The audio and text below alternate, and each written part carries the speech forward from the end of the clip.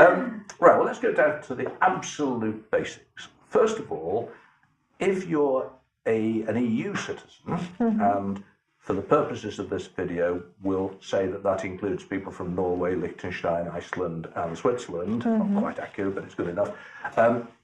If you're an EU citizen, do you need any permission to open a business here in the Costa del Sol? No. If you're a European citizen, you're treated exactly the same way as a Spanish citizen. So that doesn't mean to say that you can come and open any business you want here, but if a Spanish person needs permission to do something, you will need permission, and you don't need any extra permission. Exactly, that's correct. And so you might, for example, if you want to open, say, an estate agency, you will have to be a registered estate agent, and if you want to be a doctor, you have to be a qualified doctor, and so on. So that's really simple. If you're an EU citizen, no problem at all. What about non-EU citizens?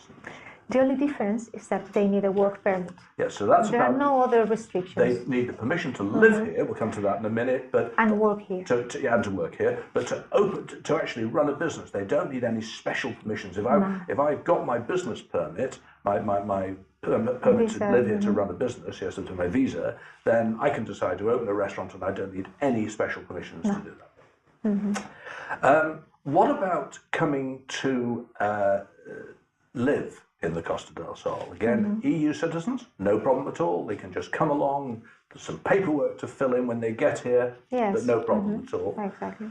And if you are a non-EU citizen and you want to live in Spain to run a business, it's a bit more complicated.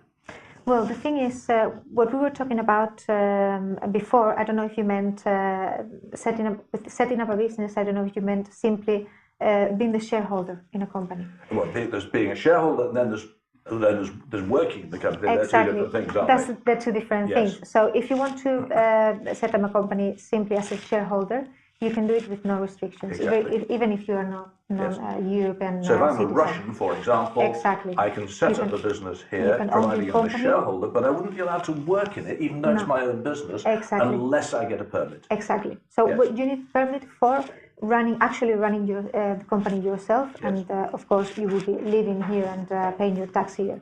And the process of getting the visa to come and live in Spain for that purpose, we've covered in our separate video about immigration to Spain, and it's covered extensively in our guides to immigration in Spain, so we won't go into that anymore now. They are linked in the information box on this video if they're of interest to you. Okay, so it's pretty simple in terms of the paperwork for running the business. The only tricky bit is whether you get the paperwork in order to move to Spain and work in it. Exactly.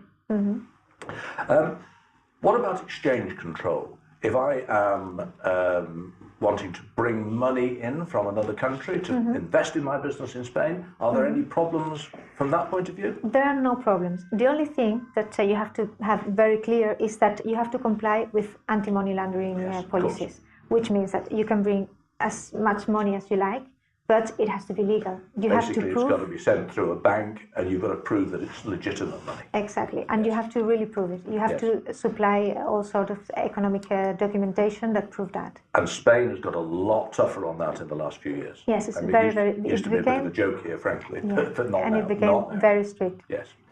And that applies equally if you're an EU citizen or a non-EU citizen. Exactly.